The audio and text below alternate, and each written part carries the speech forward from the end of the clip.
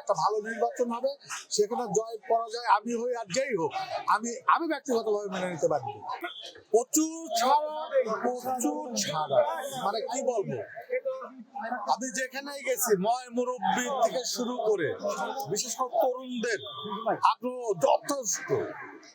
আশা রাখি আগামী 12 তারিখে, বারবার বলেছি, পাবনা জেলা পাবনা 4 এই আসনটি একটি ভোট বিপ্লব হবে মোটরসাইকেলের পক্ষে। এক্সট্রিম মশার কয়েল প্ল্যান্ট ফাইবার দিয়ে তৈরি, ডেঙ্গু চিকুনগুনিয়া বাহি সহ যে কোনো মশার বিরুদ্ধে দেয় এক্সট্রিম সুরক্ষা।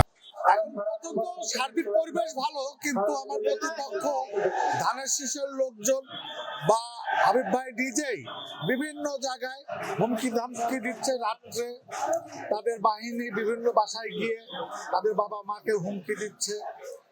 সাধারণ যারা ভীতু ভোটার তাদের বাড়িতে হুমকি দিচ্ছে যেন 12 তারিখে ভোট সেন্টারে না যায়।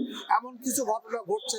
আজকে আমি মহোদয়কেও এটা না, অবশ্যই আমরা গণতান্ত্রিক ধারাকে অব্যাহতি রাখার জন্যই আজকের এই ত্রয়োদশ জাতীয় সংসদ নির্বাচনের অপেক্ষায় ছিলাম।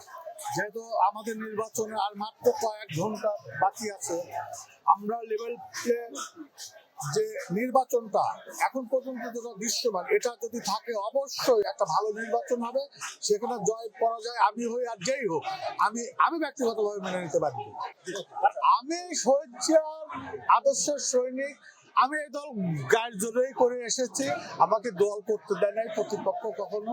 গায়ের জোরেই করে এসেছি এবং আমি গায়ের জোরেই করে এটা তারেক রহমান নিজেও জানে।